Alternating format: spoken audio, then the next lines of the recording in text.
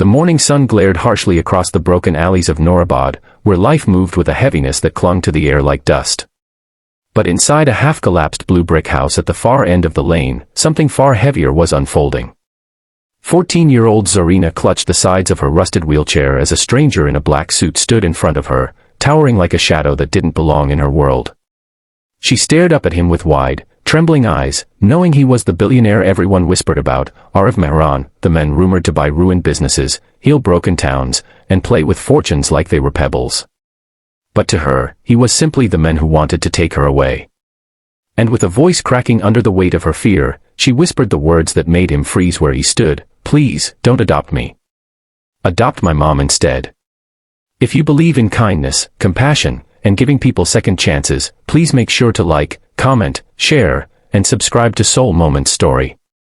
It truly helps spread stories that remind us how deeply humanity matters." The second those words left Zarina's trembling lips, silence spilled into the tiny home. It wasn't just a pause, it felt like the earth itself halted its spinning. Aarav had visited countless orphanages, countless homes, countless broken families, but he had never heard a child say this. Children usually begged to be chosen, to be taken, to be saved. But Zarina's plea cut through him like a truth he wasn't prepared for. The girl's mother, Saira, rushed forward in panic, wiping her flour-dusted hands on her old shawl. She tried to steady her daughter's shoulders, but Zarina pushed her hands away and shook her head stubbornly. In her thin face, framed by curled black hair and exhaustion brighter than any light, burned a fire that refused to die. Her wheelchair creaked each time she shifted, its backrest patched with cloth and metal scrap, but she didn't lower her gaze.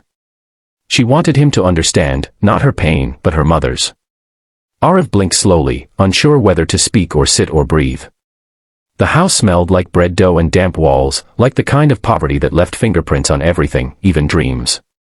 The billionaire, in his perfectly tailored coat and polished shoes that did not belong in that crumbling room, suddenly felt painfully out of place.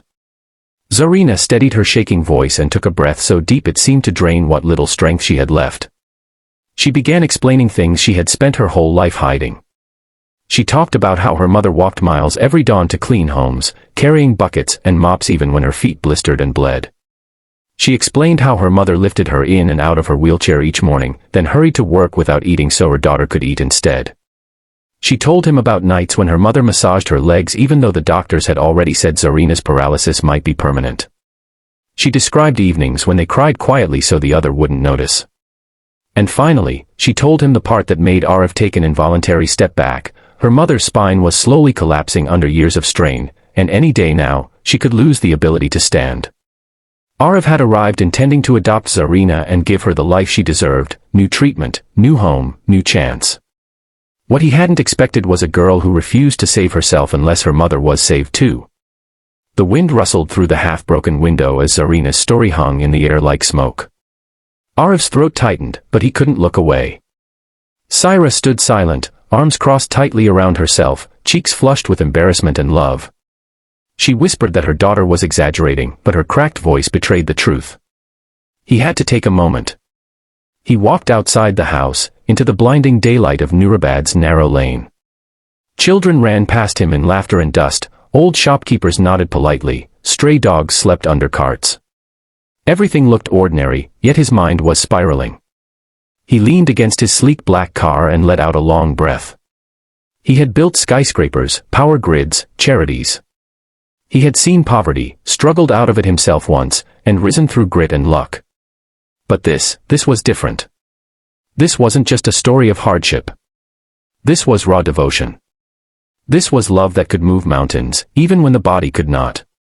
He thought of his own childhood, the mother he had lost, the promises he had made but never fulfilled. He remembered nights crying into pillows because he feared the world would forget him. And here was a child who feared only one thing, that the world would forget her mother. When he walked back inside, there was a certain softness in his step, a certain weight lifted and another one gained. He didn't speak at first. He simply looked at both of them, Zarina in her battered wheelchair, Saira standing tall despite years of exhaustion etched into her bones. Then he asked the question quietly, "Why did you tell me to adopt your mother?" Zarina blinked rapidly, fighting tears. She said she knew she was a burden, too many hospital visits, too many medicines, too much weight for her mother to carry both physically and emotionally. She explained she had overheard her mother wishing Zarina had someone richer, stronger, better. Zarina thought if she sacrificed herself, if she asked him to take her mother instead, her mother would finally be free. Maybe she'd get treatment. Maybe she'd live a life that wasn't constantly drowning in struggle. Her mother collapsed to her knees at those words, crying into her daughter's lap, apologizing over and over. Aarav felt his chest ache as he watched them cling to each other like two pieces of the same broken heart. It wasn't a decision he could make lightly, but something deep inside him, something he hadn't listened to in years, spoke with clarity. He realized he didn't need to choose between them. He didn't need to separate what life had glued together through suffering and love. He told them he wanted to help, not by adopting just one of them, but by rebuilding their lives entirely. He would secure Saira's medical treatment, buy them a safe home, help Zarina walk again if doctors believed there was the slightest chance, and ensure they never had to beg the world for kindness again. Not as an adoption forced upon a terrified child but as a promise, a choice to support their family, not replace it. But he didn't say it immediately. Instead, he asked permission. He knelt at eye level with Zarina and said he wanted to be in their lives, but only if both of them wanted him there. He said the way he helped could be shaped by them, on their terms, not his. Zarina stared at him, stunned. She had imagined rich men as untouchable, uncaring, living far above her world. But here he was, kneeling in front of her dusty wheelchair like her pain mattered. Tears streamed silently down her cheeks as she nodded. Saira, overwhelmed, tried to refuse. She said charity was shameful, that she didn't want pity, that they had survived this long alone. But her legs trembled when she stood, and her back twitched visibly, and her strength finally buckled. Aarav caught her before she hit the floor. In that moment, Saira broke the last wall she had spent a lifetime building, and she allowed herself to cry, not as a mother trying to be strong, but as a woman tired of carrying the world. The next days unfolded like scenes in a movie nobody expected. Aarav arranged immediate medical assessments for both mother and daughter. Doctors discovered Saira's spine was dangerously unstable and she needed urgent surgery. Zarina's paralysis, though severe, had a small chance of improvement with advanced therapy, something she had never dreamed of accessing. He relocated them temporarily to a comfortable apartment with an elevator, wide hallways perfect for a wheelchair, warm lighting, and a real kitchen where Saira cried the first time she saw a working stove that didn't smoke. Zarina laughed more in those first few days than she had in years. She watched sunsets from the balcony with Aarav, who often arrived late after business meetings but always brought her fresh flowers from street vendors, claiming they smelled better than expensive ones. She teased him about his serious face and told him he needed to smile more. He responded by bringing ice cream the next day, saying her laughter was the best investment he'd ever made, making her blush bright pink. Meanwhile, Saira's surgery happened with a team of specialists. Weeks passed where Zarina visited the hospital daily, her wheelchair gliding along polished floors rather than bumpy roads.